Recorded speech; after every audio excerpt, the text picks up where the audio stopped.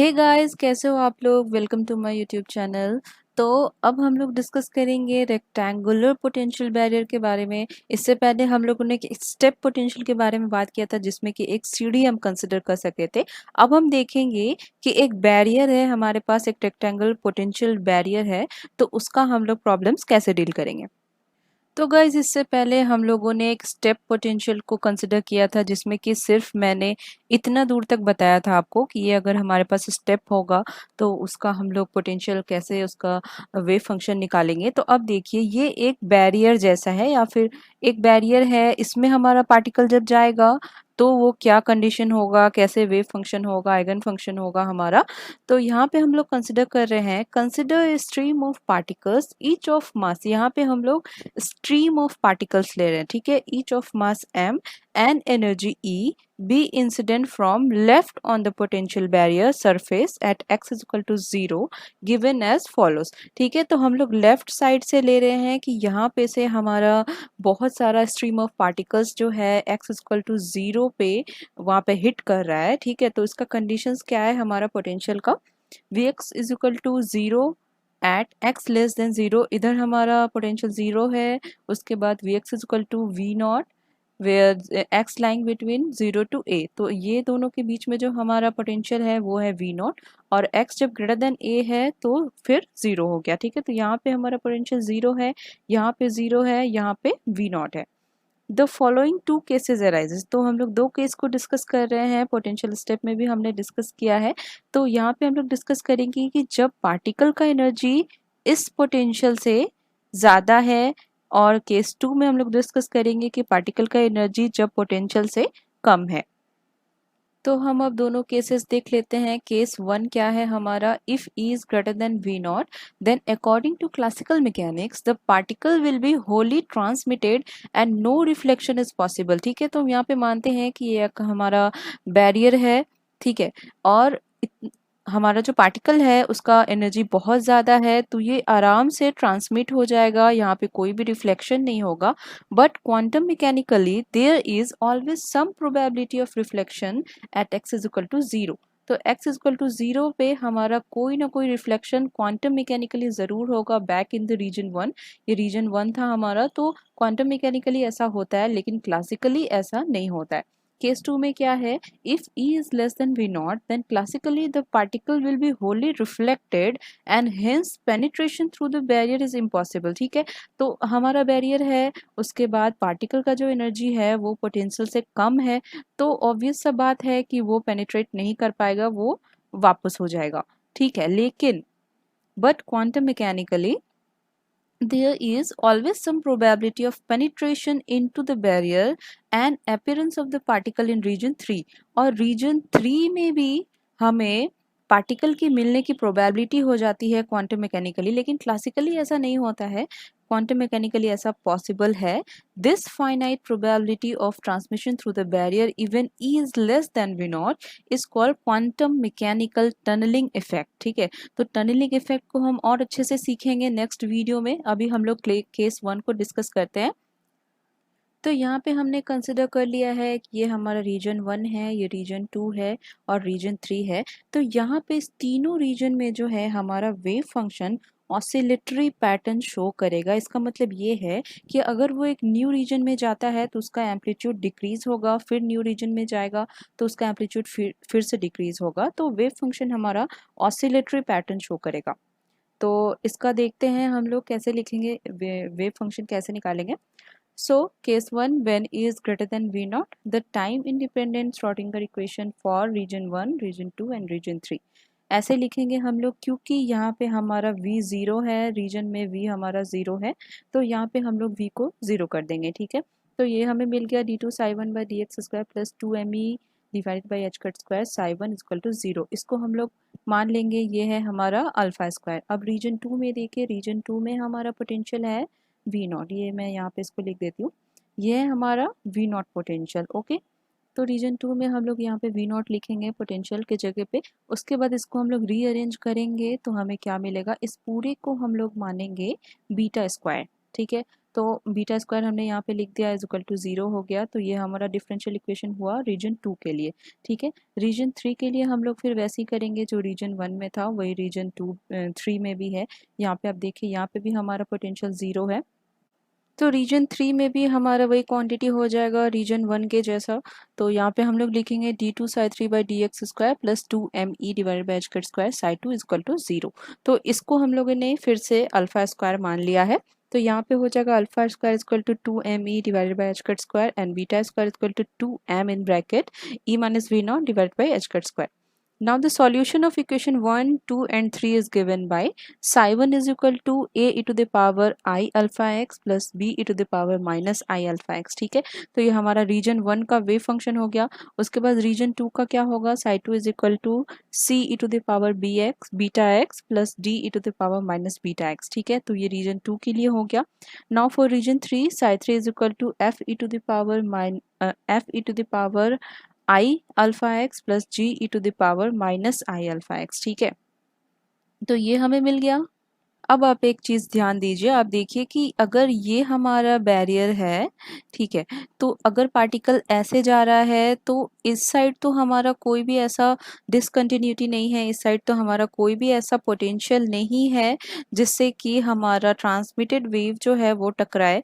Therefore since there is no reflected wave in region 3, तो reason 3 में हमारा इधर कोई भी डिसकंटिन्यूटी नहीं है, तो हमारा जी जो है वो एम्पलीट्यूड जो है वो 0 हो जाएगा। ठीक है, तो उसके बाद हमें साई 3 कितना मिल जाएगा, psi 3 is equal to f e to the power i alpha x. ठीक है, तो अब हम देखते हैं कि ये सारा वेव फंक्शंस हमारा एक्सेप्टेबल है कि नहीं। तो हम बाउंड्री कंडीशन को अप्लाई करेंगे, चलिए देखते हैं। अब हमें जो है दो बार बाउंड्री कंडीशंस को अप्लाई करना पड़ेगा। एक है हमारा x इज इक्वल टू 0 पे और एक होगा हमारा x is equal to a पे। तो यहाँ पे भी डिसकंटिन्यूटी है और यहाँ पे भी पोटेंशियल जंप है हमारा। तो हमें इस रीजन, ये दोनों रीजन का भी वेव फंक्शन को कंटिन्यूस करना पड़ेगा और इस रीजन का भी करना पड़ेगा। तो हम लोग दो बार बाउंड्री कंडीशन अप्लाई करेंगे for region 1 and region 2 and for region 2 and region 3। ठीक है, तो अप्लाइंग बाउंड्री कंडीशंस, फर्स्ट हो गया हमारा psi 1 at x equal to 0 is psi 2 at x equal to 0 and दूसरा हमारा स्लोप भी इक्वल होना चाहिए एट एक्स इक्वल टू 0। ये साई 1 है, ये साई 2 है। ठीक है, तो उसके बाद देखिए हमें क्या मिल जाएगा, ए का वैल्यू हमें मिलेगा A is equal to C by two in bracket 1 plus beta by alpha plus D by two in bracket 1 minus beta by alpha. And A और बी का हमें वैल्यूज एक पहला कंडीशन अप्लाई करने से मिलेगा C by two B is equal to C by two in bracket 1 minus beta by alpha plus d by 2 in bracket 1 plus beta by alpha। ठीक है, तो हमें फर्स्ट कंडीशन अप्लाई जब हम कर रहे हैं, जब साई 1 और साई 2 को अप्लाई कर रहे हैं तो हमें ये मिल गया। अब हम अप्लाई करेंगे साई 2 और साई 3 के लिए। ठीक है, तो हमें क्या मिलेगा, we will get c is equal to f by two in bracket 1 plus alpha by beta e to the power i in bracket alpha minus beta into a। ठीक है, फिर d का वैल्यू भी हमें मिलेगा f by two in bracket 1 minus alpha by beta e to the power i in bracket alpha plus beta into a। ठीक है, तो हमें यहाँ पे c मिल गया, यहाँ पे d मिल गया। अब यहाँ पे देखिए a में हमारा c का टर्म है, d का टर्म है, तो अब हम ये चीज़ डालेंगे a में, substituting the value of c d from equation 10 and 11 to 8 and 9। ठीक है, तो 8 और 9 इक्वेशन में हम लोग डालेंगे तो हमें क्या मिलेगा, a is equal to f by 4 e to the power i alpha x i alpha a in bracket ये सारा। ठीक है, तो ये हमारा इक्वेशन नंबर 12 हो गया।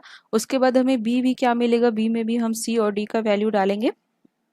तो देखिए हमें क्या मिल रहा है, तो b का वैल्यू हमें ये इक्वेशन 13 जैसा मिल जाएगा। ठीक है, उसके बाद हम लोग क्या करेंगे, f बाई ए का वैल्यू निकालेंगे। f बाई ए, f हम इधर ले आएंगे, उसके बाद हम उसका वैल्यू निकालेंगे क्योंकि इसका यूज़ होने वाला है हमें आगे चल के। तो f बाई ए का वैल्यू हमें कुछ ऐसा मिल जाएगा। ठीक है, तो f बाई ए का अच्छे से इवेल्युएशन करने के बाद हमें ये मिलेगा 2 alpha beta e to the power minus i alpha a divided by 2 alpha beta cos beta a minus i in bracket alpha square plus beta square sine beta a. ठीक है, तो हमें f बाई ए का value मिल गया। ये हम निकालेंगे transmission coefficient निकालने के समय। ठीक है, तो अब चलिए देखते हैं प्रोबेबिलिटी करंट डेंसिटी। मैंने आपको पहले भी बताया है कि ये हम लोग क्यों निकालते हैं और इसका फॉर्मूला हम लोग कैसे डिराइव करते हैं। तो अगर आपको नहीं पता है तो आप प्लीज़ पिछला वीडियो देखें, द स्टेप पोटेंशियल वाला वीडियो आप प्लीज़ देखें। सो ए नंबर में है the probability current density for the incident beam of particles, हमें हमारे पास ये है, ठीक है। उसके बाद रिफ्लेक्टेड बीम ऑफ पार्टिकल्स हमारा क्या है, J R is equal to minus J R is equal to H cut alpha divided by m b b whole square mod b square, ठीक है। उसके बाद अब ध्यान दीजिए probability density current density for transmitted beam of particles. तो हमारा transmitted beams of particles जो है उसमें हमारा वेव फंक्शन एफ के फॉर्म में था, हमारा एम्पलीट्यूड जो है वो एफ में था, ठीक है। तो यहाँ पे हम लोग एफ लिखेंगे, ऐसे लिखेंगे J T is equal to H cut beta divide by M mod F square, ठीक है। तो ये हो गया हमारा ट्रांसमिटेड बीम ऑफ पार्टिकल्स का प्रोबेबिलिटी करंट डेंसिटी। अब हम लोग निकालते हैं रिफ्लेक्शन एंड ट्रांसमिशन कोफिशिएंट। ये भी मैंने आपको बताया है कि ये हम क्यों निकालते हैं और कैसे निकालते हैं, इसका मतलब क्या है। अगर आपने नहीं देखा है तो आप प्लीज़ पिछला वीडियो ज़रूर देखें। सो रिफ्लेक्शन कोफिशिएंट होता है हमारा reflected flux divided by incident flux. तो हम लोग ये करेंगे और beta b square mod b square divided by mod a square का वैल्यू अगर आप कैलकुलेट करेंगे तो आपको कुछ इस तरह का मिलेगा, क्योंकि ये तो आपस में कट हो जाएगा, ये पूरा क्वांटिटी कट हो जाएगा, तो इसका आपको वैल्यूज कुछ इस तरह मिलेगा। और अगर आप इवेल्युएट करेंगे तो आपको ये फॉर्मूला मिल जाएगा जो है हमारा रिफ्लेक्शन कोफिशिएंट। यहाँ पे मैं डेरिवेशंस नहीं बता रही हूँ कि ये क्वांटिटी कैसे आया है, पर आप इसको नोटबुक में एक बार ज़रूर प्रैक्टिस करें, आप इसको ज़रूर देखें, क्योंकि एंट्रेंस एग्जाम में कभी कभी ऐसे भी निकालने पूछ दिया जाता है, रिफ्लेक्शन कोफिशिएंट निकालने वेव फंक्शन दे दिया गया होता है। तो अगर आप ये ट्राई नहीं किए रहोगे तो आपको शायद मुश्किल हो सकती है। तो चलिए ट्रांसमिशन कोफिशिएंट देख लेते हैं। ट्रांसमिशन कोफिशिएंट हमारा क्या होता है, transmitted flux divided by incident flux. तो ट्रांसमिटेड फ्लक्स था हमारा एफ के फॉर्म में, तो उसका एफ बाई ए का वैल्यू हमने निकाल लिया है। देखिए एफ बाई ए का वैल्यू इसलिए मैंने पहले निकाला। सो एफ बाई ए का वैल्यू का स्क्वायर हम लोग यहाँ पे रखेंगे तो हमें क्या मिल जाएगा, T is equal to 1 by divided by 1 plus v square v nought square divide by 4 e in bracket e minus v nought sine square beta a, ठीक है। तो हमारा रिफ्लेक्शन कोफिशिएंट निकल गया, ट्रांसमिशन कोफिशिएंट निकल गया, प्रोबेबिलिटी करंट डेंसिटी हम निकाल लिया। तो अब बचा है कुछ नोट पॉइंट देख लेते हैं। तो हमें पहले से पता है कि रिफ्लेक्शन कोफिशिएंट और ट्रांसमिशन कोफिशिएंट का जब हम सम करते हैं तो वो 1 होता है, ठीक है। तो ये नंबर 1 था हमारा। नंबर 2 में क्या है, for e tends to v nought beta tends to, मतलब बीटा अप्रोक्सीमेटली हमारा 0 के इक्वल हो जाएगा। जैसे कि ये इक्वेशन में आप देखिए ये होगा माइनस एच कट स्क्वायर, ठीक है। तो यहाँ पे आप देखिए ये जो है अगर एनर्जी हमारा वी नॉट के इक्वल हो जाता है तो ये पूरा क्वांटिटी तो ज़ीरो हो जाएगा, उसके बाद बीटा भी हमारा ज़ीरो हो जाएगा। तो अगर बीटा ज़ीरो हो गया तो साइन बीटा ए को हम लिख सकते हैं बीटा ए, ठीक है। तो ट्रांसमिशन कोफिशिएंट हमारा क्या हो जाएगा, 1 by 1 plus m v nought a square divided by 2 h cut square, ठीक है। तो बहुत सारे क्वेश्चंस को ट्रिक करने के लिए आपसे पूछ दिया जाता है कि अगर एनर्जी ऑफ द पार्टिकल अगर इक्वल हो जा रहा है पोटेंशियल के बैरियर रेक्टेंगुलर पोटेंशियल बैरियर में, तब आप निकालिए ट्रांसमिशन कोफिशिएंट हमारा क्या होगा। तो आप इस तरह से यहाँ पे निकाल सकते हैं। तो थर्ड नंबर है हमारा, as e increases above v nought the increment of e minus v nought is much more rapid compared to sin square beta a for a fixed with L of the barrier, therefore T increases with E। तो जैसे जैसे हम ई को increase करेंगे वैसे वैसे हमारा transmission coefficient भी इंक्रीज होगा। और लास्ट नंबर है हमारा, for e is very very greater than we nought, T हमारा 1 हो जाएगा, ट्रांसमिशन कोफिशिएंट 1 हो जाएगा और रिफ्लेक्शन कोफिशिएंट हमारा 0 हो जाएगा। तो गाइज अब तक हम लोगों ने डिस्कस कर लिया है कि जब पार्टिकल का एनर्जी पोटेंशियल से ज़्यादा होगा तो इतना सब कुछ केसेस हमारे पास आएगा। तो इसके बाद हम लोग केस डिस्कस करेंगे when particle energy is less than the potential. वो बहुत ही इंपॉर्टेंट केस है, उसमें टनलिंग बताऊंगी मैं आपको बहुत अच्छे से। तो आप प्लीज़ वो वाला वीडियो भी ज़रूर देखें, और अगर आपको ये वीडियो अच्छा लगा तो प्लीज़ लाइक शेयर और सब्सक्राइब ज़रूर करें। और यहाँ तक वीडियो को देखने के लिए बहुत बहुत धन्यवाद। मिलते हैं अगले वीडियो में। Thanks for watching guys.